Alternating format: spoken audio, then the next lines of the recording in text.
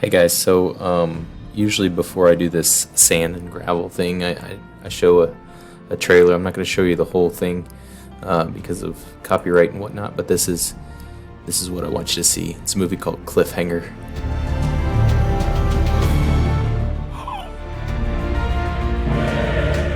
Oh my gosh!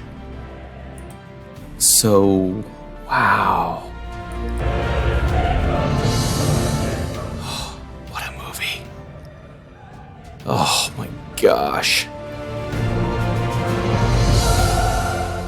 So cool. Alright, so I'm gonna stop it there before all the gunfire and whatnot comes in. Next, I'll kind of transition smoothly to the sand gravel thing.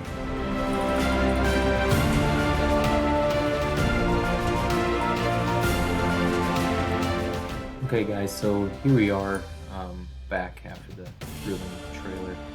I think my record face is going to be in the way the whole time here, but we'll try it real quick. So this is your demo. You notice you got 30 milliliters of red food colored water in each one. We're going to add in this one.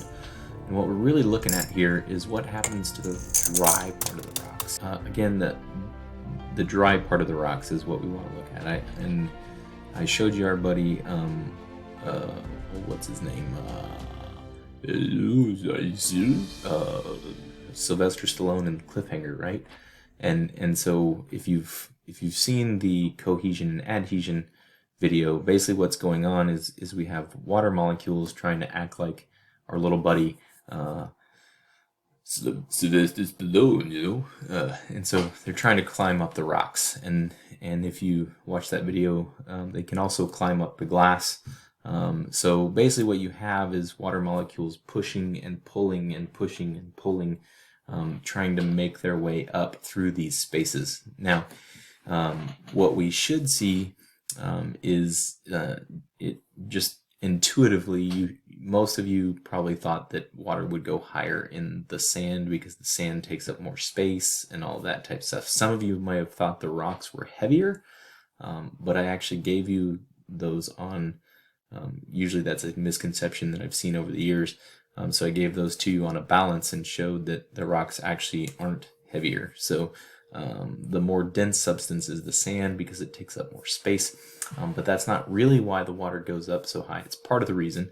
But when we watch this dry part, that's the part that I really want you to see. So I'm going to let this run and then kind of talk through it. So let me get out of the way as the gravel comes in. So notice the gravel comes in, and then again we want to see this dry spot. So there's dry, and you can see the water isn't really doing anything right now. When we get to sand, we're going to be able to see this hopefully for just a quick second. So there's dry sand, and now look at the water. It's still moving up through the sand, right? And it's still dry right in here, but by the time I go to move these, it's now you can see it's completely wet. And if we actually go a little further in this video, what I do is I pick these up, and notice if I were to pick these up, the water would run out, the gravel would run out, all of that stuff would run out. Notice it's all wet, right? And notice that everything is stuck together. So we have adhesion and cohesion evidenced in this jar, or in this graduated cylinder. Then in these two graduated cylinders, the adhesion and cohesion is still at play, but the spaces between these particles is so high, or is a lot bigger. So the the adhesive forces can't hold it together as well. Basically what we see, if I pause the video, what we see is that water can move up through substances through those cohesive and adhesive forces. If this substance in this beaker was not polar, then water would not move up any further, no matter how small these spaces were. So if we had something like a dense plastic that does actually sink in water, and we had a really fine plastic material, the water would not go all the way up through that plastic substance because water is not attracted to the plastic. So there's no adhesive forces to do that. So really what we're seeing here is those adhesive forces, because everything is now stuck together. We still have cohesion, right, with the water molecules sticking together, but then by them adhering to other molecules, it now sticks the entire substance together. And water actually has the ability to crawl up through these narrow spaces. So when we have water crawling up through those spaces using cohesion and adhesion, we call that capillary action or capillarity.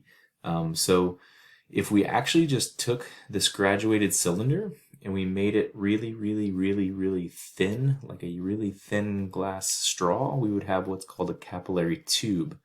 And when we stick that tube into a bubble of water, it actually draws that water up through the tube, kind of like it's magic, but really it's just cohesive and adhesive forces moving their way up through that narrow space in the glass straw. If you had a plastic glass straw that was really, or plastic straw that was really narrow, that wouldn't happen. So capillary action is a result of cohesive and adhesive forces in a substance that allows that substance to move up through a tiny narrow space. Sand has a really narrow gaps, tiny spaces. It can do more capillary action where it crawls up against gravity. These spaces in these other materials are much bigger, so it can't crawl up through those spaces.